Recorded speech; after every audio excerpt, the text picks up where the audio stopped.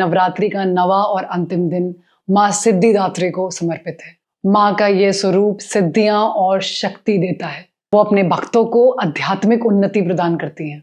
कथा है कि जब ब्रह्मांड का सृजन हो रहा था, उस समय भगवान शिव ने सिद्धियां प्राप्त करने के लिए माँ की ही आराधना की थी। माँ सिद्धिदात्री ने भगवान शिव को अष्ट सिद्धियां और नवनिधियां प्रदान की थी। इन्हीं की अनुकंपा से भगवान शिव का आधा शरीर देवी का हुआ था और वो अर्धनारीश्वर के रूप में जाने जाते हैं। माँ सिद्धिदात्री कमल पे विराजमान है। उनकी चार भुजाओं में शंख है, गदा है, चक्र है और कमल है। ये सिर्फ भक्तों को सिद्धियां ही नहीं बल्कि उनको मोक्ष की प्राप्ति भी कराती हैं। ऐसा कहा जाता है कि सिद्धिदात्री अपने भक्तों के सारे कार्यों को सिद्ध करती है, असंभव कार्यों को भी संभव कर देती है।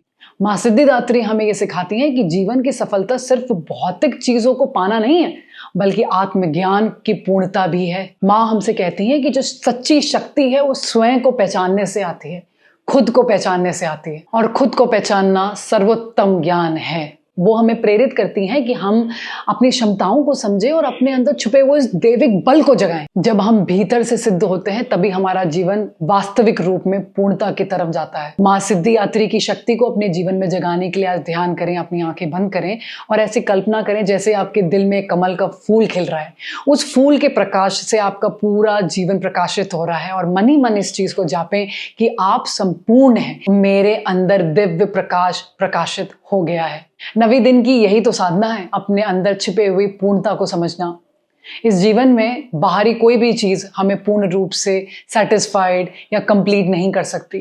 वो सब कुछ हमारे भीतर ही है। बस कुछ देर, कुछ सेकंड अपनी आंखें बंद करके हम उस पूर्णता को बिल्कुल हर रूप में धारण कर सकते हैं। मैं आप सभी का शुक्रिया करना चाहती हूँ कि नवरात्रियों के 9 दिन में आप मुझसे जुड़े रहे और हर दिन हमने एक न एक दुर्गा के स्वरूप को जाना है और उनकी पूर्णता को समझने की कोशिश करी है।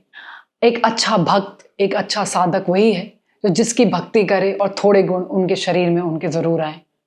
जय माँ काली, जय भवानी, जय माँ दुर्गे।